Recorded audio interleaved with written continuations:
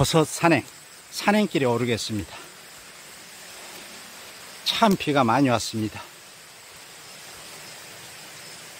이제 비가 푹 한번 내려줘 나서 잠깐 비 그친 사이에 이렇게 산에 들어와 봤습니다. 이제 버섯들도 이 비에 이 앞전처럼 이 기후 조건이 가물어서 버섯들이 안 올랐는데 이제 버섯들도 올라오기 시작할 것 같습니다. 그리고 이 앞에 보니까 참나무에 이렇게 어린 종균들이 올라오고 있습니다. 유심히 보겠습니다. 여기는 제가 이렇게 많이 다니는 산이기 때문에 여기를 압니다. 이 참나무에 이렇게 이제 어리게 갓 비가 와서 올라오는 버섯인데 이렇게 막 올라올 때 어린 유생일 때도 다발로 되어 있고 이게 뽕나무 버섯 부치입니다. 이쪽 주위에 많이 올라오는 자리라 저는 따서 이걸 압니다. 크면은 이 뽕나무 버섯 부치는 다발로 되어 있고 살색이고 또 턱받이가 없는 뽕나무 버섯 부치이고 비슷한 턱받이가 있는 뽕나무 버섯도 있습니다. 맛있는 이게 식용버섯입니다. 이제 막 어린 것들이라 이제 비 오고 나서 이렇게 올라옵니다. 이게 한 2, 3일 지나면은 아마 금방 올라올 것 같습니다. 흠뻑 비를 맞아놔서. 이 뽕나무 버섯 부치나 뽕나무 버섯 채취할 때는 비슷한 주의해야 될 독버섯은 이 노랗게 올라오는 이 노란 다발버섯, 독버섯, 그것은 손톱 맞고 떼어보면 씁니다. 그리고 이렇게 살색처럼 되어 있지 않고 노랗게 올라옵니다. 그래서 식별할 수가 있고 또 미치광이 버섯이라고 있습니다. 그것은 살색이 아니고 짙은 황색, 칙칙합니다. 그래서 식별할 수가 있습니다. 그리고 이 버섯은 이제 한 2, 3일 지나면은 비를 맞아놔서 아마 그때 채취하기로 하고 자리 이동하겠습니다. 이 옆에 자리를 옮겼는데 여기에서도 이렇게 올라옵니다요. 이것도 뽕나무 버섯 부치입니다. 맛있는 식용버섯. 이제 이렇게 이제 올라오기 시작합니다. 비온 뒤끝이라서. 좀 더 크면은 그때 채취하고 이게 크면은 정말 보기도 좋습니다. 뽕나무 버섯 부치 식용버섯입니다. 그 다음으로 맛도 좋고 향도 좋은 바로 능이버섯입니다. 식용버섯입니다. 이 앞에는 쌀이버섯들이 이렇게 어린 것들이 몇 개 있습니다. 여기도 이것은 조금 말라 시들었습니다. 이 쌀이버섯은 붉은 쌀이버섯으로서 독버섯에 속합니다.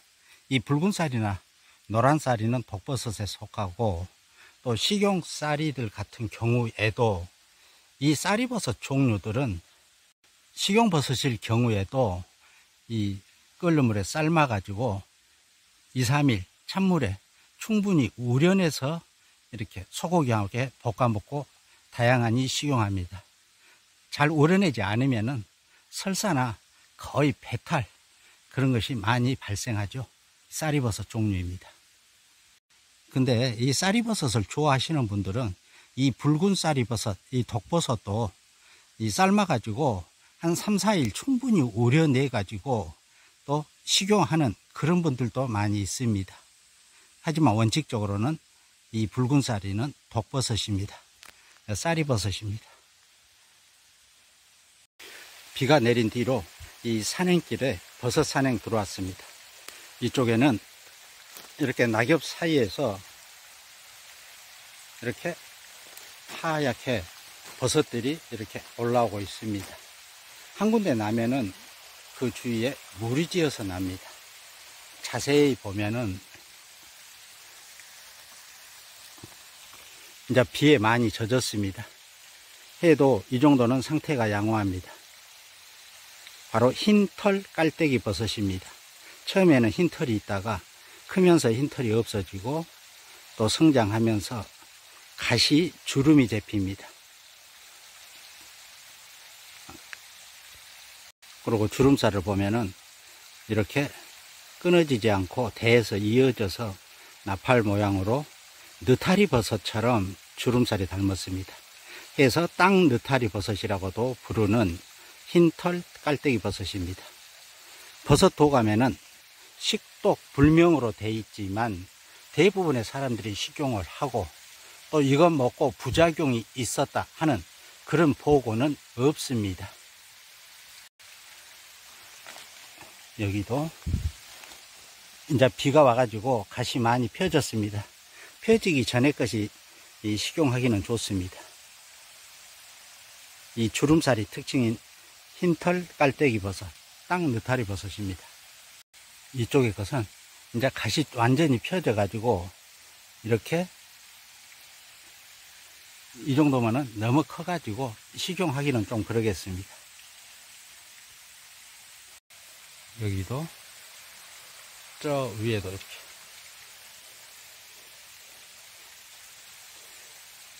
이게 이제 성숙하면은 주름살이 하였다가 이렇게 약간 연한 붉은빛, 자줏빛으로 이렇게 색깔이 변합니다. 이 흰털 깔때기 버섯은 식용버섯이고 다양하니 생으로만 먹지 않으면 됩니다. 이렇게 살짝 데쳐서 요리해서 먹기도 하고 국거리에 넣어서 먹기도 하고 다양하니 식용하는 흰털 깔때기 버섯, 땅 느타리 버섯이었습니다. 또 이 옆에는 영지버섯들이 올라오고 있습니다.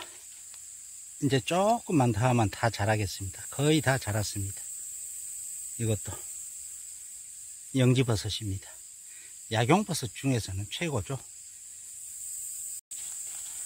이것은 따도 되겠습니다. 영지버섯입니다. 이 영지버섯은 잘게 썰어서 햇볕에 말려가지고 한 줌 정도, 약 한 30g 정도를 이렇게 달여서 복용합니다. 쓴맛이 있기 때문에 이 양은 자기 취향에 맞춰서 적절하니 조절하시면 되고, 이 영지버섯이었습니다. 또 삶은 것은 재탕, 삼탕하게 냉동 보관했다가 이 새로 달인 것하고 같이 섞어서 복용하면 좋습니다. 영지버섯입니다. 저런 독버섯들은 눈요기만 하고 지나갑니다. 이쪽에는 이 버섯들이 이렇게 두 개가 크게 올라옵니다. 갓이 많이 펴졌습니다. 간 모습이고, 이 노란색이나 이렇게 연기에 그을린 것처럼 이런 색이나 밤색이나 여러 종류가 있는 버섯입니다. 이것은 따보면은 이건 갓이 완전히 펴진 상태입니다. 그래도 상태는 양호합니다. 이 구멍이 뽕뽕뽕 그물버섯이고, 대를 보면은 이 그물 모양의 망들이 이렇게 있습니다. 그래서 어릴 때는 전체가 노랗습니다. 둥근 산일 때. 이게 노란 대망 그물버섯, 식용버섯입니다. 약간 쓴맛은 있는데 이거 삶아가지고 찬물에 헹궈 내서 이 숙회처럼 초고추장에 찍어 먹어도 일품입니다. 약간 쓴맛이 살짝 난 것도 있습니다. 식용버섯입니다.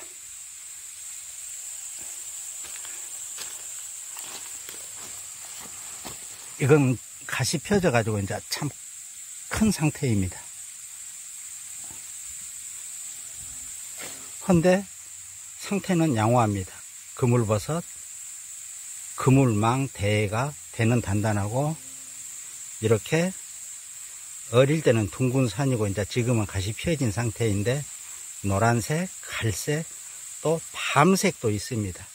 그래서 또 밤색 갓 그물버섯이라고 부르기도 합니다. 이거 식용버섯입니다. 끓는 물에 삶아 보면은 전체가 까맣게 색깔이 변합니다.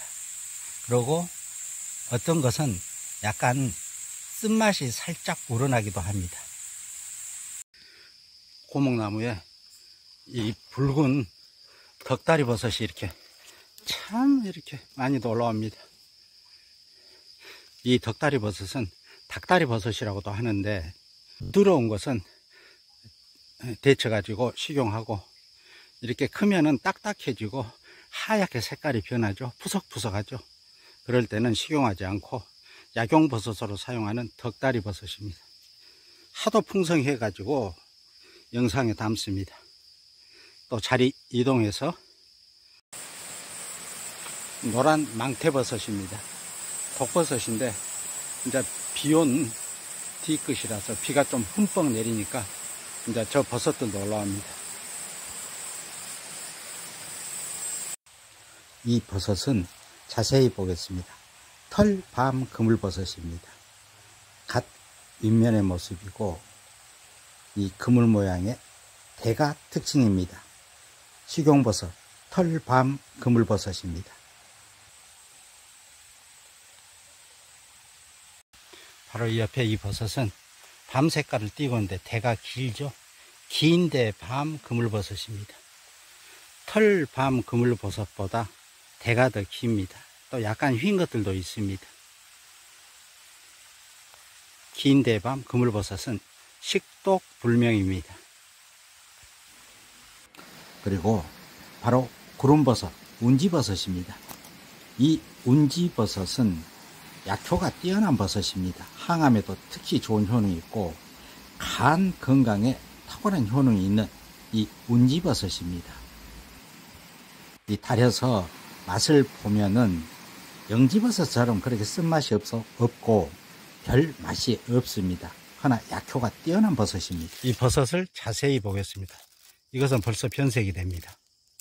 따보면은 끈적끈적하니 점성이 있습니다. 갓 윗면은 이렇게 젓갈색을 띠고 있고 그물 모양으로 구멍이 뽕뽕뽕 뚫려 있는데 노란색이 아주 선명합니다. 이게 이 노란색이 성숙하면은 약간 푸른색으로 변합니다. 대는 점성이 있고 미끌미끌하고 반으로 쪼개보면은 다른 색으로 색깔이 변질되지가 않습니다. 이렇게 반으로 쪼갰습니다. 이렇게 쪼개도 이렇게 색깔이 변질되지 않고 그대로인 것입니다. 이게 바로 적색신 그물버섯입니다. 황금신 그물버섯이라고도 하고 식용버섯입니다. 이 버섯은 이렇게 솔방울처럼 생겼죠. 그래서 솔방울 그물버섯이라고도 합니다. 또 귀신 그물버섯이라고도 하는 맛있는 식용버섯입니다. 이렇게 처음에는 둥근 산이었다가 갓이 펴지면은 더 평평해집니다.